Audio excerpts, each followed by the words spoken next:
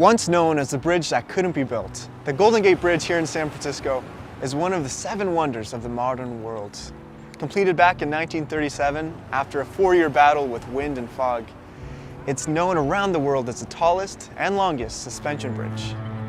In recent years, however, it's become known for something else, something tragic. See, the bridge behind me is a site with the second highest number of suicides each year.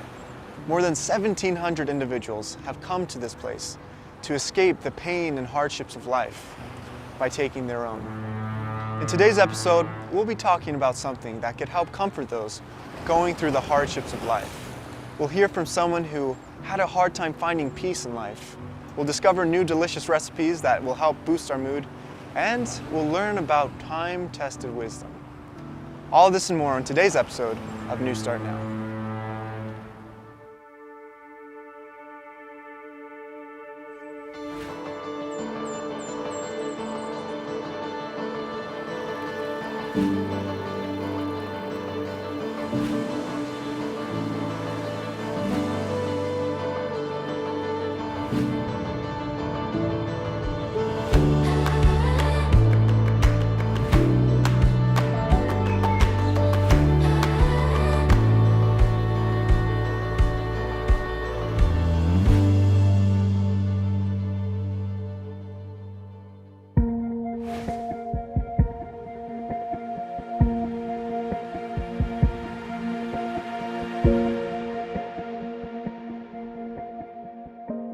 Though I walk through the valley of the shadow of death, I will fear no evil, for you are with me.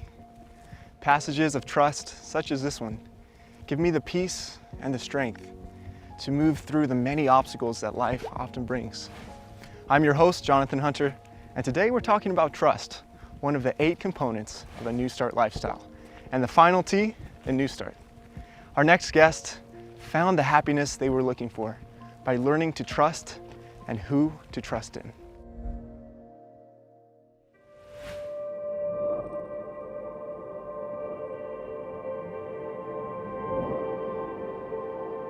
I was an athlete. I was always in really good shape. And being in good shape has always been really important to me. So when some of these things started happening to me, the weight gain and the issues with medication, the depression was terrible, and a lot of it had to do with the fact that my health was deteriorating, and it was deteriorating quickly. Started out right around the year 2000 with cancer and this mystery leg neuropathy, which was just as painful as could be. I ended up going to UCSF, Stanford. I went everywhere trying to figure out what it was. And all I seemed to collect along the way was medications. The medication would lead to another medication. And I'd run into some sort of a health issue, prostatitis, which was a precursor to the cancer. That led me into one medication. I had an allergic reaction to it, ended up in the emergency room on New Year's Eve. The thing that was supposed to help me was creating all my troubles. So I was driving up here and I saw the Weimar Institute, a little sign. I'm not kidding you, a little sign. And I'd been up here 1,000 times on my way to Reno and Tahoe. And I thought, I'm gonna go look at it and see what it is. So I came up, and when I saw this, I was really taken back by it. It's like, how did this thing get here?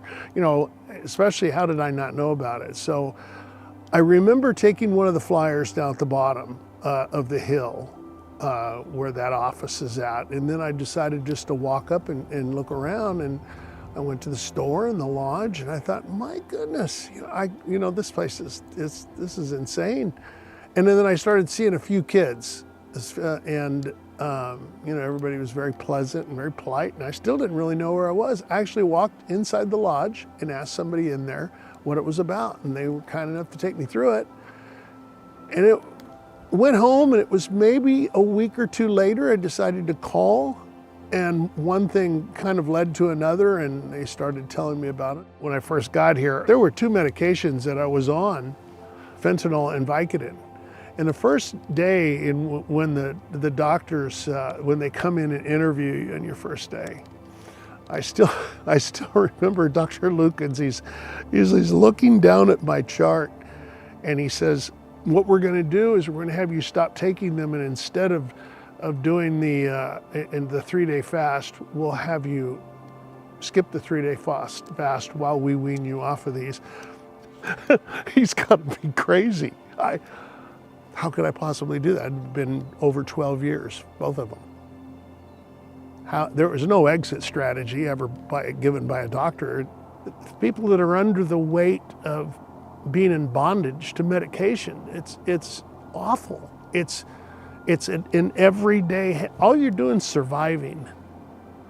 You're not living, you're existing. You're just trying to get by day to day. And you want so badly to be to have anything back you used to.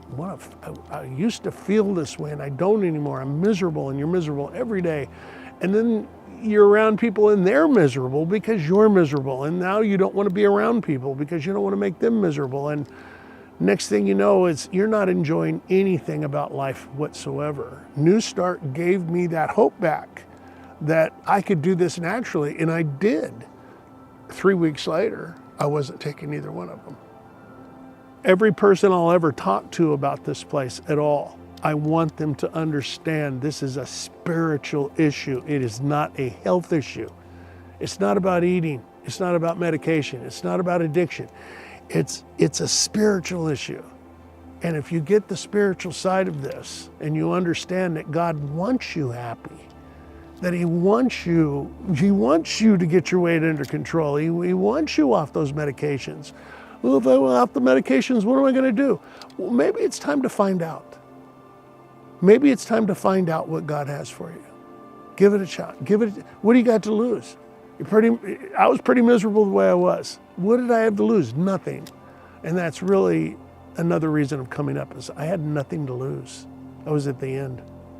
You didn't wake up one day and decide, you know what, I think I want to be miserable. You didn't wake up one day and decide you wanted to be an addict. You didn't wake up one day and do those things. You simply get caught in the vortex sometimes of the ugliness in life, and you end up in a place you never thought you would. And you ask what NEWSTART was. NEWSTART was the hope that gets you out of that. That's what NEWSTART is. It's hope.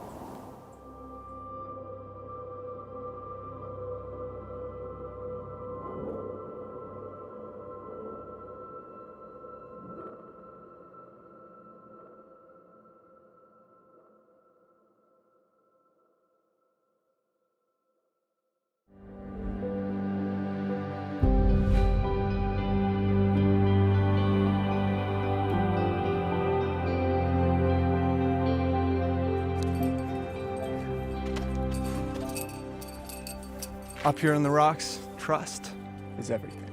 From the harness I'm strapped into to this rope here, each piece of equipment serves an important role. A rock climber learns to trust most in their point of anchor, because a strong anchor will catch you even if you fall. Up next, we'll learn more from our NEWSTART team to see how trust can be the anchor in our lives.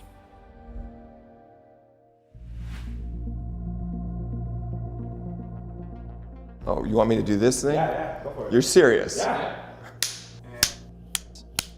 Take one. Trust is where we learn to rely on more than just ourselves. To believe in a person, or believe in a thing, or believe in a system that is going to function the way it is supposed to function. Imagine if you couldn't trust anybody. If you couldn't trust anybody at all. Think about your stress levels. Think about what to do next. If we do not trust, it means that we don't really believe that things actually can be better than they are. So if you live in an environment where you have no trust, you don't have people around you that you trust or that trust you, there's all sorts of sort of mental health and physical health disadvantages to that. We will always know that we're fallible, or it is fallible, and there's always going to be uncertainty, and therefore it fosters anxiety. I've seen such anxious people, and when you get to asking them, it's this incredible inability to believe that you can trust God. If you are in this world without God, then you're on your own. And that is a daunting notion, because who are you going to go to when you need help? You have nothing to trust in, and at that moment, people lose hope. It will affect our physical health. We'll actually have less endurance. We are going to have less motivation. We're actually going to be far more irritable. We're going to tend to be angry at the world and angry at others. And anger is associated with all sorts of physical health problems, such as increased risk of heart disease, increased risk of cancer, increased risk of osteoporosis, increased risk of even kidney disease and liver disease, increased risk of getting involved in addictions, to self-medicate. And those addictions are also associated with a lot of adverse physical as well as mental health. Trust is important from so many different aspects at holding together our whole physical and mental well-being. And that trust, of course, then needs to be in something trustworthy like God. I would say there's probably a continuum of degrees of trust, and the extent to which we don't trust, we don't have a trust in God, we're left to our own resources. Then we feel more insecure, we feel less capable, we feel less motivated. All of those things will affect us, and that of course will affect our overall health, but also our life experience, our relationships, and our happiness. They actually did some research in North Carolina at the VA hospital in Raleigh-Durham and the Duke Medical Center. And they looked at these patients, and they found that if they didn't believe that God was caring for them, or if they doubted that He had protected them, or if they thought the devil made this illness happen to them, they actually had a 30% higher rate of mortality than those who trusted in God. But there comes a time in all of our lives where we recognize our need for help, some sort of help outside of ourselves. And that's where this faculty of faith comes in. And the Bible says, not implicitly, but explicitly, God has given you a measure of faith. So if we want to be healthy, physically, mentally, socially, we have to trust. Trust is critical. Just on an interpersonal level, if a patient comes to see me and they don't believe what I say and they don't create a bond that they trust me, they're not going to go back and make changes to their lifestyle. They're not going to probably even take the medicines I recommend. They're not going to really benefit from the whole encounter. You can't live this life well without God's help. You might think you're all that. You might think that you've accomplished all this, and maybe you have, and that's great. But who gave you the ability to do it? Forgiveness is part of our ability to regain trust. Unforgiveness is the poison that, rather than throwing on the person that you're angry at, you eat yourself. It's not hurting them that much that you don't forgive, but it's killing you. When we forgive, we're actually freeing ourselves to be able to decrease the inflammatory response, decrease our stress. Trust plays a vital role in health. An example of this would be people that attend church. On average, just for all-cause mortality, how long you live, you tend to live longer if you have a trust-based or faith-based view of life. That's what faith is. It's total confidence in the word of Jesus, in His promises. Relationships with your families, relationships with God, where you can see Him demonstrating in your experience His trustworthiness. You're having relationships with people where they demonstrate their trustworthiness and you demonstrate to them your trustworthiness.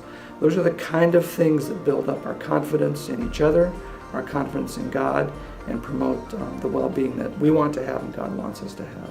We have 8 letters for NEWSTART, the acronym. The last one is trust.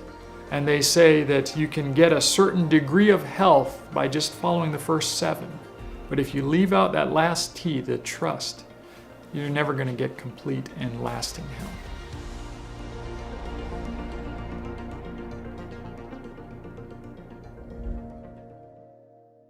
Hi, I'm Dr. Nedley. Have you ever heard to watch out for number 1? I, me. The problem with this instruction is that self-centered people become self-indulgent people, who lack comprehensive self-control and end up suffering from numerous health and relationship problems.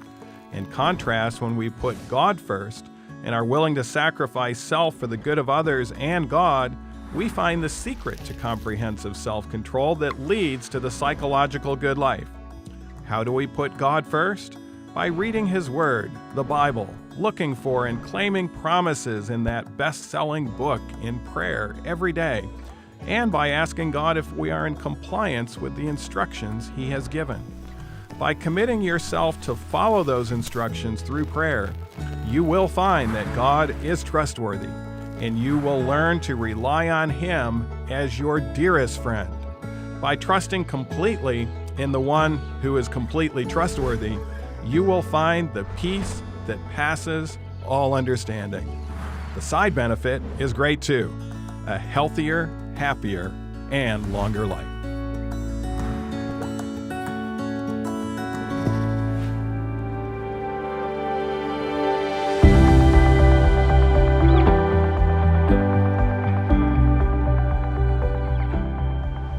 There are times when everything seemed cold, cloudy, and gray. On those days, I try to find someone I can trust and to talk to. Growing up, the best way to do this was to head into the kitchen and talk with my mom over a warm plate of food. There's something special about the combination of food and family and friends. Let's head on over to the NEWSTART kitchen to see what our friends have prepared for us today. Welcome to the NEWSTART kitchen. I am Pilar. And I am Rodolfo. And today we're going to show you how to prepare Mexican pot beans. Most of our Mexican cuisines either is accompanied with beans or is prepared with beans. So this is a good recipe to have in handy because if you're going to cook Mexican, you have to have your beans. So this is a very, very simple recipe. Actually, you're going to start with 4 cups of beans. And today we're using black beans, but you can use whatever type of beans you like best. It's good always to have different kind of beans in your house, but for this recipe we're going to do the black beans. One of the secrets of this recipe is to leave your beans soaking overnight with water. You want to cover them with probably a couple of inches of water on top of the beans because overnight they will tend to grow. So in the morning, you're probably not going to see that much water when you're trying to drain them, but the water is on the beans. After we soak our beans overnight, what we want to do is drain the excess water. Okay, so you just take a strainer and pour out all the water that was left behind, and you are ready to put them in the pot.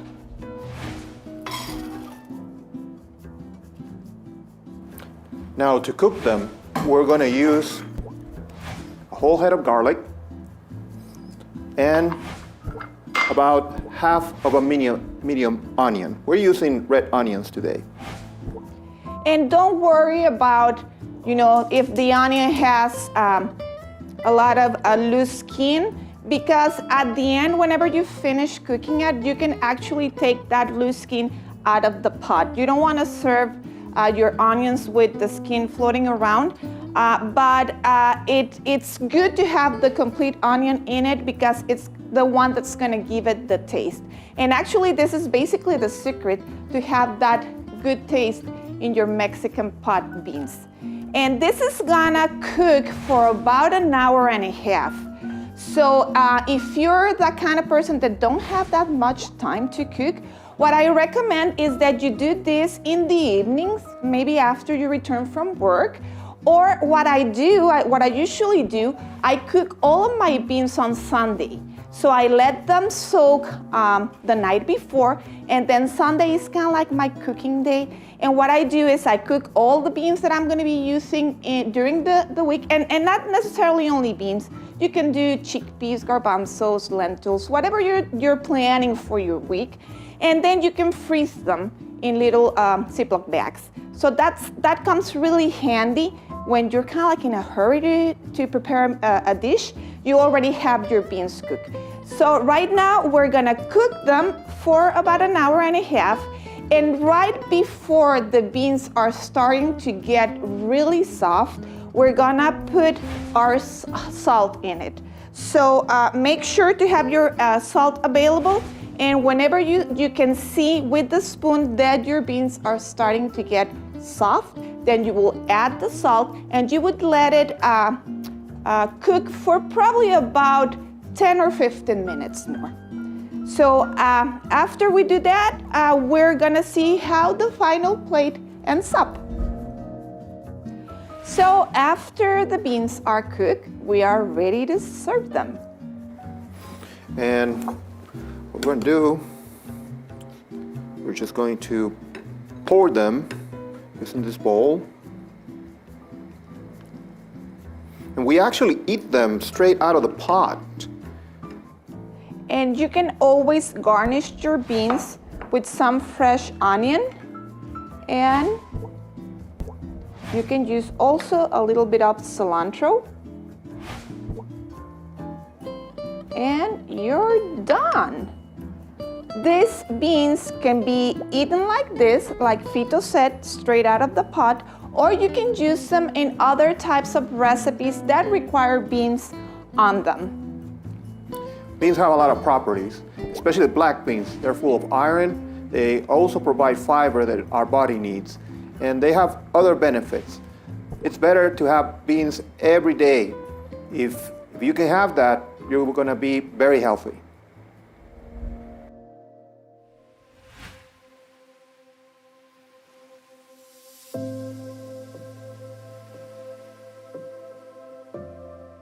If you're anything like me, then you like to pave your own roads in life, and it can be difficult to trust in somebody else's plan. But what if I told you that there's somebody with a plan that leads to happiness and avoids the baggage and the endlessness that life often brings? Pastor Don McIntosh is here to share more about this plan of forgiveness and of trust. With us today, we have Pastor Don McIntosh, who is the campus chaplain for the Weimar Institute. And Pastor McIntosh, we've been talking about the subject of trust, and I was wondering if you could give us a definition of forgiveness, perhaps a little bit beyond the dictionary definition of it. Well, first of all, trust is actually an act of the will. It's based on something we all have, which is intrinsic faith. And so trust is actually it's actually making a decision. And forgiveness is also an act of the will. So forgiveness is making a decision about someone who's hurt you, that you are going to, change the way you think about it. And it also involves saying, look, I'm going to have a positive feeling towards that person in the future. So if somebody is maybe harboring unforgiveness in their heart, what kind of effects can this have on their health? Terrible effects, both mentally and physically. Mental health can cause depression, anxiety, increased stress, increased cortisol levels. And so it's terrible on mental health. It's one of the best things to do to reverse mental health issues, and it's why we talk about it in the Depression Recovery Program like the first or second lecture, because it is a big thing. Secondly, in terms of physical health, increases all the different things like hypertension. It decreases blood flow to the heart. And so you have a risk of heart attack, you have a risk of stroke, you have a risk of increased hypertension, all these different things. Back in my nursing days, I saw all these things happening. And long-term can cause headache, can cause insomnia, can cause eczema, can cause all kinds of problems physically. So it's not something you want to dismiss. And could it be the case that oftentimes people maybe are unconscious of the health effects that unforgiveness is having on their life, because often events can happen and then we can easily forget about them and go on with life and not maybe realize that these things are continuing to have an effect on us? Sure, it can be underlying, sort of like your cell phone has a bunch of apps running. You don't realize it's sapping your strength and energy, but it really is. It's having a huge impact on you. So what do you give somebody who's in this position? What kind of steps can you give them to go towards practically forgiving somebody, especially if they might still harbor distrust or maybe anxiety or other negative emotions? Well, number one, they have to realize it's an issue. It's not something to dismiss. It can cause severe health problems both mental health and physical health, like we said. So it's not helping you, and it's probably not helping the person you're not forgiving. They may not even know you're not forgiving them. So there's an old proverb that just says, you know, unforgiveness is dangerous to yourself and also the other person. You might as well dig 2 graves. But some practical steps. Number 1 is strengthen your frontal lobe function. That's actually because you forgive in your frontal lobe. It's an act of the will. How do you strengthen your frontal lobe function? This is exercise, this is the proper nutrition. It's everything we learn at NEWSTART. If you went through the whole acronym, nutrition, exercise, water, sunlight, temperance, air, rest, trust, do all those things because you have to have an optimal frontal lobe function to be able to exercise that will. Number 2, recognize that forgiveness there's spiritual elements that have to be understood. Forgiveness is not lack of anger. You can be angry about something. It's just a limited anger. Great psalm on that is Psalm 109. Shows a person getting very angry. And then it's also not the absence of consequence. Great psalm is Psalm 99, verse 8. You know, you did forgive them, but you did avenge their deeds. So in other words, you're handing it over to God. He takes care of the vengeance. So recognize that. We could say a lot more about that. I think number 3 is to start to reframe things. Think about things that have been done to you and ask yourself this question. What is the positive thing that came out of that negative experience? So you have a negative experience, you all know what that is, but try and discipline yourself. There's been studies that show this is effective, by the way. Try and discipline yourself to see something positive about it. Then focus on the positive rather than the negative. I'm more empathetic. I'm more able to sympathize with people who go through this situation.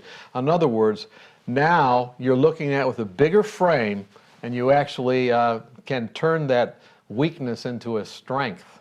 Wow, so you're essentially flipping it on its head, taking something that produced so much negativity and trying to pull something positive Now out think of it about it. instead. I mean, the Christian, Judeo-Christian story, both in the Old Testament and the New, you know, sacrificing something was seen as quite negative, and yet it was actually something positive because you went to the temple, you sacrificed, you could let it go. It was negative, something died, but it was also positive. What about the ultimate sacrifice according to a New Testament Christian? That's the sacrifice of Christ. Very bad thing, bad, bad, bad, but it's also very good because it actually takes the debt, it takes the penalty, it takes everything upon itself so that you can go forward free. The worst thing actually becomes the best thing.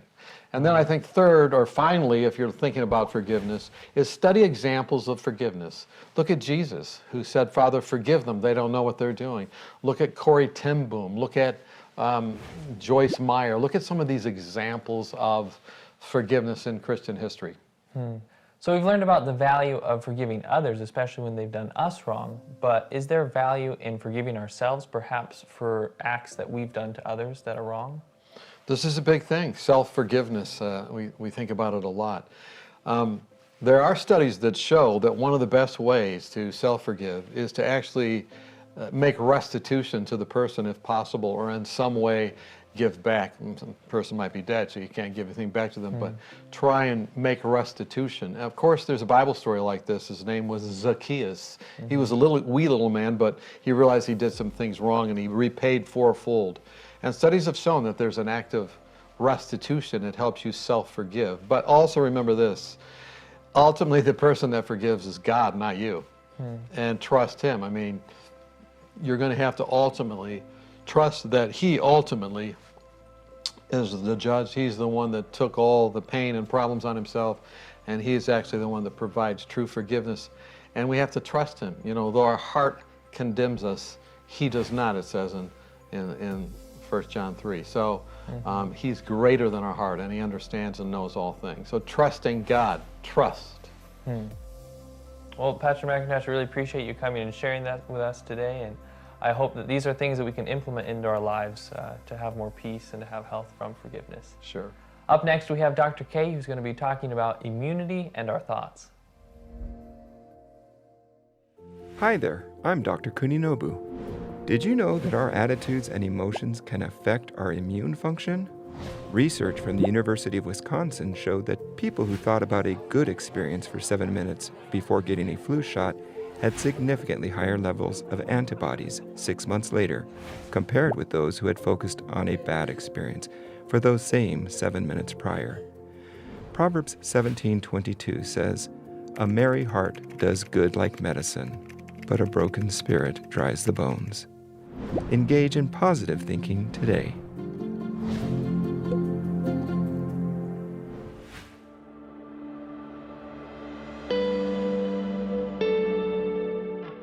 Without something more to hope for, the challenges of life and the moments of uncertainty can cause life to lose its vibrance.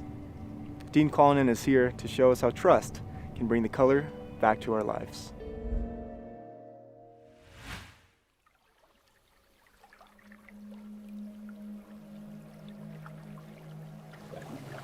Without even realizing it, we are constantly putting our lives into other people's hands.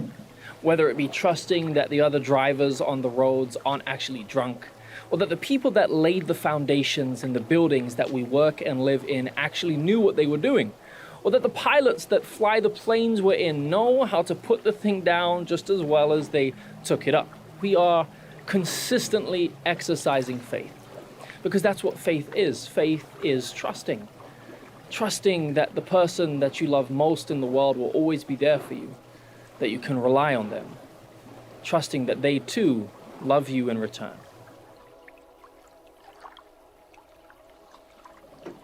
For the Apostle Peter, that person was Jesus Christ, not only his rabbi, but his best friend.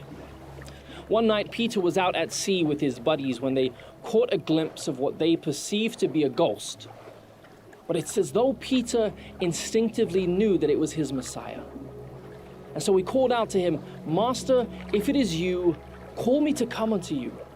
Because Peter knew that if it was Jesus out there walking on water, and if Jesus called Peter out, then does that mean that Peter himself could do the impossible? "Come," Jesus responded. And so Peter, almost without hesitation, does what no man bar Jesus had ever done before. He leans over to the side of the boat. One leg goes out, and then the other. And then he does the impossible. Peter walks on water. Now, yes, he eventually sinks, but even then he exercises faith, calling out to his master to save him, which he, of course, does. When they get back into the boat, Jesus looks Peter square in the eyes and says, "Where was your faith? Why didn't you trust me?"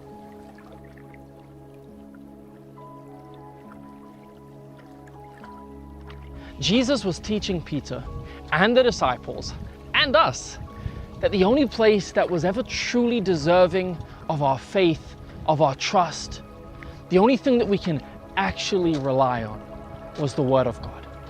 After all, it was only when Jesus told Peter to come that he could even get out of the boat in the first place. Friends, God will never bid us to do something that He will not enable us to accomplish. And regardless of what aspect of the NEWSTART lifestyle you're struggling with most, even if it's the entire thing, remember that you can do anything, even the impossible, if you first put your trust in the Word of God. Then just like Peter, you too can walk on water.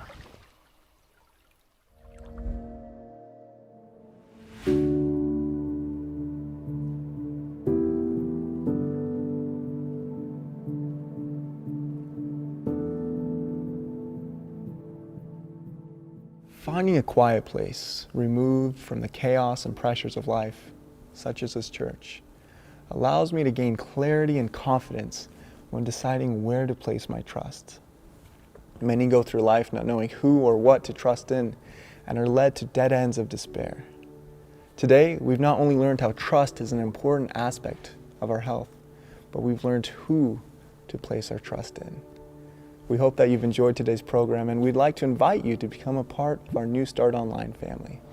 Our program features 40+ health presentations pre-recorded by our NEWSTART medical team, delicious whole food plant-based recipes from the kitchen, and the encouragement and resources needed to make a change that will last. All this and more is just a few clicks away, so visit the link below to get your journey started today and use the promo code NEWSTART now to get 10% off your first subscription. Remember, placing trust in our own emotions or those around us can fail us. So why not trust in the one who's eternally reliable so that we can weather the storms of life anchored in God? I'm your host, Jonathan Hunter, reminding you to never forget that it's never too late to make a new start now.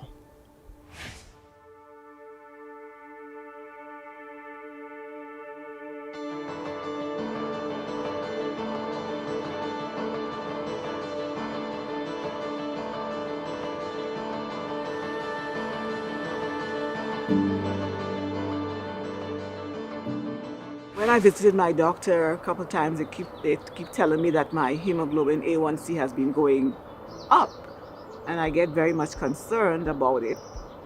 And coming to NEWSTART, I realized that some of the foods that I've been avoiding, like for instance fruits, I was not eating much fruits because I didn't want my blood sugar to go up. But now I came to NEWSTART and I realized I can enjoy some of the fruits that I like and still keep my blood sugar within normal range. So it has been really a wonderful experience for me.